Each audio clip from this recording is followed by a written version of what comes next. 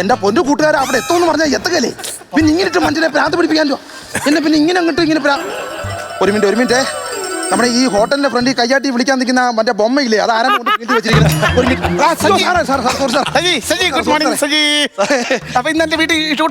സാറേ നമ്മുടെ ബാക്ക് സൈഡേ സാറേ ഇന്ന് എടുക്കുന്നത് ഉണ്ട് സാർ. സാറ് ഞാൻ രാവിലെ വന്ന് സാറിനെ കണ്ടില്ല. ഞാൻ രാവിലെ ഒരു 4 കിലോമീറ്റർ നടക്കാൻ പോകും. ഓ അത് ശരി സാർ. ഷുഗർ ഉണ്ടോ? ഇല്ല. പ്രഷർ ഉണ്ടോ? ഇല്ല. ഇന്നത്തിന് കുറച്ച് പൈസ ഉണ്ട്. ഞാൻ വെറുതെ വീട്ടിൽ നിന്ന് തിന്നുവല്ലോ.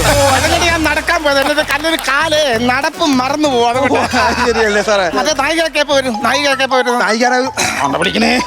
ഓ സാറേ ഒരു മിനിറ്റ് സാറേ. ഹലോ എത്തിയില്ലേ? ഇതുവരെ എത്തിയില്ലേ?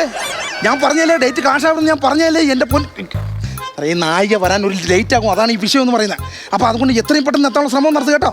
ഞാനിവിടെ അല്ലേ ഈ ഡയറക്ടറിനെ ചീത്ത പിടിക്കുന്നത്. എന്തോ സാറേ നായികയുടെ അമ്മ വരുമോ? നായികയുടെ ഞാൻ ബലം പിടിക്കാൻ പറഞ്ഞു സാർ. അതൊക്കെ തന്നെ ഞാൻ പിടിക്കാൻ പെട്ടെന്ന് സാറേ. ഈ നായികയുടെ അമ്മയുടെ പുറകെ നടക്കുന്നത് അത് വിഷയം കേട്ടോ സാറേ. ഞങ്ങൾ ചുമ്മാ രഹസ്യം കാര്യങ്ങളൊക്കെ സംസാരിക്കുന്നത്. സാർ ഇന്നലെ നായികയുടെ അമ്മയായിട്ട് അവിടെ പോയാ സാറേ? ഞാൻ അവർക്ക് മാങ്ങ വേണമെന്ന് പറഞ്ഞാൽ ടെറസിന്റെ മേലെ കയറി മാങ്ങ പറിച്ചു കൊടുക്കാൻ കയറി പോയതോ. എങ്ങനെ ഇരിക്കുന്നു? പുള്ളിയുടെ കാലം നഖം വെട്ടണേ അതിന് വരെ ഇവിടെ സെർവൻ്റ് ഉണ്ട്. അത്ര കോടീശ്വരൻ നായികയുടെ അമ്മയ്ക്ക് മാങ്ങ പറിക്കാൻ ടെറസേ കയറിയിരിക്കും. എന്തിന്റെ കേടാ സാറേ? പിന്നെ ഞാൻ ഒരു കാര്യം പറയാം സാർ. ആവശ്യമില്ലാത്ത ഫീൽഡിൽ ചെന്ന് കയറില്ലേ സാറേ? ഇന്നലെ ഡയറക്ടർ എന്നെ ചീത്ത വിളിച്ചു. സാർ ആ ഫ്രെയിമിൽ എവിടെ ചെന്ന് കയറിയെന്ന് പറഞ്ഞ് എന്നെ ഡയറക്ടർ ചീത്ത വിളിച്ചു. ഞാൻ ചുമ്മാ നടന്നു പോയപ്പോ കിട്ടിയതാ. ഞാൻ അവസാനം പറഞ്ഞു ഞാൻ പറയാം കലാപം പ്രചോദനാണെന്ന് പറഞ്ഞ് ഞാൻ സെറ്റ് ചെയ്ത് നിർത്തി. അപ്പൊ ഞാൻ പ്രചോദനോട്ടിരിക്കുവാന്നോ? പ്രചോദനോട്ട് ഇരിക്കുമല്ല. സാർ വെച്ചേക്കുന്ന തൊപ്പിയില്ലേ അത് പ്രചോദനം മുടി പോലെ ഇരിക്കുക. അത്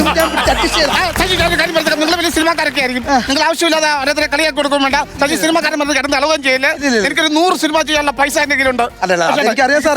എനിക്ക് പോക്കറ്റിലിട്ട് കൈയിട്ട് നോക്കാം. എന്ത് ചെയ്യും? ആവശ്യത്തിന് പൈസ ഉള്ളവനാ നിക്കർ മര്യാദക്കിടാൻ അറിയാം സാറേ. ഞാൻ സെറ്റ് ചെയ്യാം സാറേ. ആവശ്യമില്ല അവിടെ ചെന്ന് കയറില്ല സാറേ. എപ്പോഴാ വരുന്നതെന്ന് പറയണം നടിയുടെ അമ്മ.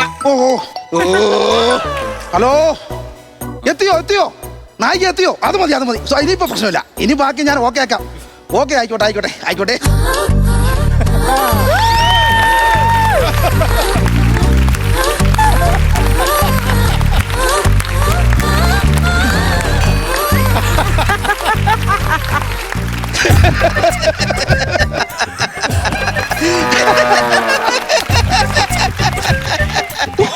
ഓരോരോ ഈ വീട് എന്റേതാണോ? അതെ മാഡം. ഈ വീട് ഞങ്ങൾക്ക് സിനിമയുടെ ഷൂട്ടിങ്ങിന് തന്നതാണോ? അതെ മാഡം. ഈ സിനിമയ്ക്ക് ഞാൻ എന്റെ വീട് ഷൂട്ടിങ്ങിന് തരുമ്പോ ഞാൻ എന്തായിരുന്നു പറഞ്ഞത്? മാഡത്തിന് ഈ സിനിമയിൽ ഒരു വേഷം തരണം. വേഷം വേണം ഞാൻ പറഞ്ഞിട്ടുണ്ട് മാഡം. പക്ഷേ അത് ഡയറക്ടർ അതിന്റെ ഒരു ഇതിലിരിക്കും. എന്തോ ഇതില് എനിക്കൊന്നും അറിയണ്ട. എനിക്ക് സിനിമയ്ക്ക് അത് വേഷം കിട്ടണം. അല്ല മാഡം അങ്ങനെ പറയല്ലേ മാഡം. ഞാൻ മനഃപൂർവ്വം അല്ല മാഡം. ഞാൻ ഡയറക്ടറോട് സംസാരിക്കുന്നുണ്ട്. പക്ഷേ പുള്ളി ചൂടനാണ്. അതുകൊണ്ടാണ്. ഒരുപാട് കലാപാരമ്പര്യമുള്ള ഒരാളാണ് ഞാൻ. അതുകൊണ്ടാണ് ഞാൻ എനിക്ക് ഒരുപാട് കലാപാരമ്പര്യം ഉണ്ട് മാഡം. അങ്ങനൊന്നും കളിയാക്കൊന്നും ചെയ്യല്ലോ. നിങ്ങൾക്ക് എന്തോ കലാപാരമ്പര്യം? എന്റെ അപ്പൂപ്പൻ ഭയങ്കര കലാകാരനായിരുന്നു. എന്തോ കലാകാരൻ? പിന്നെ എത്ര ക്ലബിൽ നിന്ന് സോപ്പോട്ടി വരെ സമ്മാനം കിട്ടിയിട്ടുണ്ടെന്ന് അറിയാം. ആണോ? അതെ. എന്നിട്ട് ഇപ്പൊ അപ്പൂപ്പൻ ഇവിടെ ഉണ്ട്. അപ്പൂപ്പൻ ആ സോപ്പോട്ടിക്കകത്ത് ഒളിക്യാമറ വെച്ചെന്ന് പറഞ്ഞ് പോലീസ് തൂക്കി അകത്തിട്ടിരിക്കുന്നു. പക്ഷേ ആളിപ്പോ ഭയങ്കര നടന്നു പോകുമ്പോ ഭയങ്കര ക്രഷാ. ഈ പ്രായത്തിലും ക്രഷ്? ആ ക്രഷല്ല, പോലീസുകാർ ഇടിച്ച് എല്ലാം ഇടിച്ചിട്ടെ നടന്നു പോകുമ്പോ ഇങ്ങനെ ക്രഷ അങ്ങനെ